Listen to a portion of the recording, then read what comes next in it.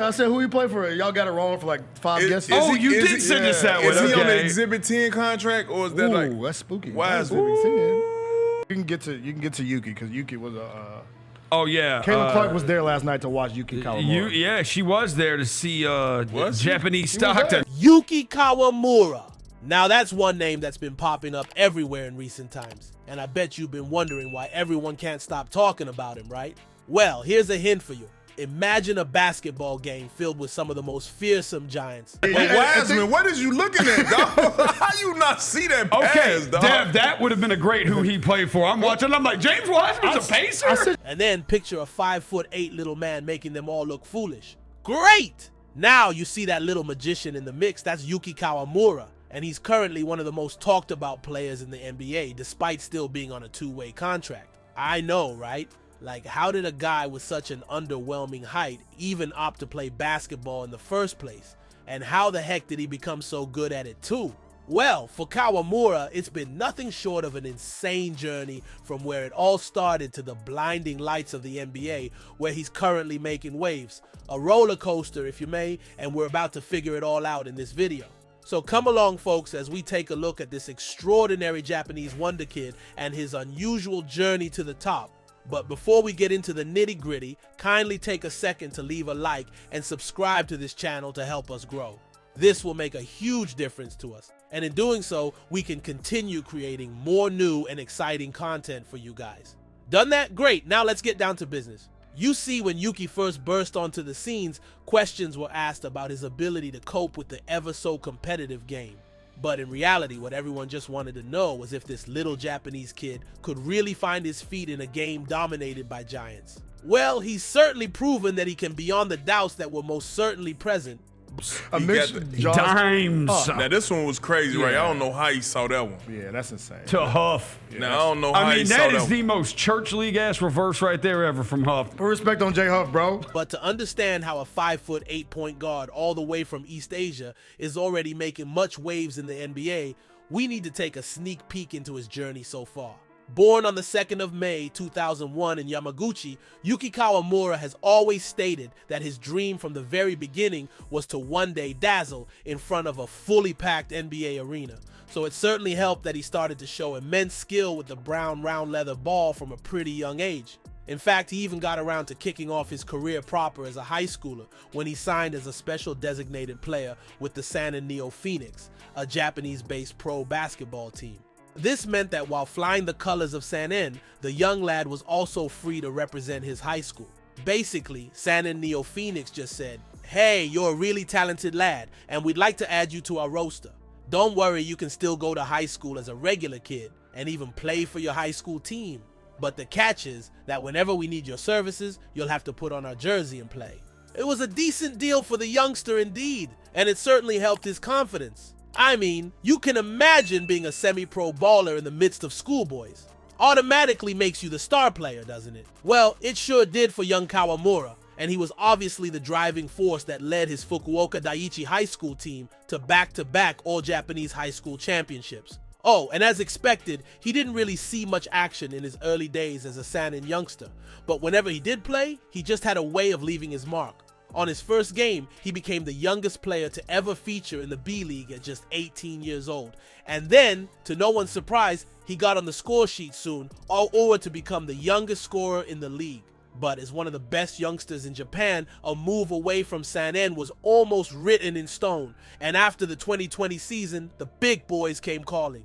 Kawamura eventually opted to move to Yokohama, where he committed to play for the Yokohama B Corsairs. There, he retained his specially designated player status for a short period before finally opting to go full pro in 2022.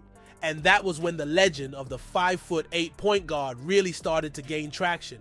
As a full-on pro, Kawamura was literally unstoppable in the B.League, taking opponents for a ride at will and leaving them for dead.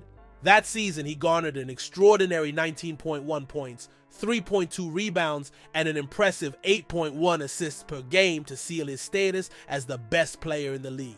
He also got the MVP award for his troubles. and no single eyebrow was raised in protest of that decision.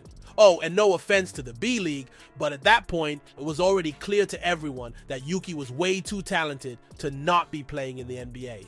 But before we get into his NBA promotion, here, let's talk about a more pressing issue like, just how good can a 5'8" player from Japan really be?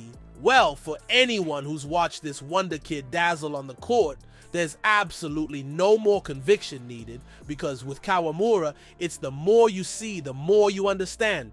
As a point guard that he is, Kawamura has proven time and time again that his height is not as barrier to his game, and he can compete with the big boys without necessarily standing up to them physically. Talk about breaking the stereotype, and Yuki might just be your perfect example, right? But how does he make up for this evidential weakness? How exactly does he manage to stay competitive in a game full of towering giants? Well, for one, the kid is as smart as they come, as that might just be his most obvious asset on the court. He just knows what to do and when to do it, and you'll hardly ever see him put a foot wrong. But in addition to his intelligence, Yuki is nightmarishly quick, getting across the court faster than you could imagine, and that just makes him that bit unplayable. His very low center of gravity also gives him an extra edge while dribbling, and he knows this, which is why he never shies away from running at anyone, regardless of who you are. He goes one way and then the other in a flash, and before you even think of setting yourself up, he's already punished you. Yeah, that's just how fast he is, and that's how he survives against players almost twice his height. But while his unmistakable stature and lightning-quick movement make him easy to spot, those are not the only things he brings to the game. He's also one hell of a playmaker, and that's one aspect that opponents don't usually see coming. His incredible court vision makes him a constant threat from deep, and he's the kind of player who can pick out a killer pass without even raising his head. This part of his game is one that often reflects in the ridiculous amount of assists he piles up game after game. And you don't even need elite ball knowledge to see how much better his team usually gets whenever he comes on. Yuki Kawamura is indeed a quality player through and through, and it's no surprise he's finally had his chance to dazzle in the NBA. Oh, you haven't heard? Well, yeah, the 23-year-old Yuki now plies his trade with the Memphis Grizzlies of the NBA, where he's already making an impact so typical. But before we get ahead of ourselves, here's how he finally got his chance at top-level basketball. You see, when Kawamura initially declared for the drafts in 2023, many of the franchises weren't that familiar with his game, and as a result, he went undrafted. Yeah, all 30 teams had let this generational talent slip from under their nose. For sure, this would have been a significant letdown for any other youngster, but for Yuki, it was just another challenge he needed to overcome, and that's exactly what did. First of all, he upped his game to an extreme level so it never went unnoticed again. And then, once he got called up to the Japanese national team for the 2024 Paris Olympic Games, he knew that was his chance to show the entire world what he can do. And boy, oh boy, did he do just that. He was arguably the best player in a Japanese team that went toe-to-toe against the host nation and European powerhouse France, and almost came out victorious. As expected, he became a sensation afterward, attracting interest from all over the world, including from the same NBA teams that had ignored him a year earlier. What a way to stick it up to the people who did not believe in you. Yuki Kawamura finally had his dream come true on the 6th of September 2024, when he put pen to paper on a contract to play for the Memphis Grizzlies. He's now officially the shortest player in the NBA, but that's not stopping him at all. In fact, he stated that that's just one of many records he intends to break. And with the likes of Ja Morant as his teammate, you can't help but feel he's going to be enjoying every bit of his time in the NBA. So there you have it, folks. Yuki Kawamura's unusual journey to the NBA. What do you make of the young lad's journey so far?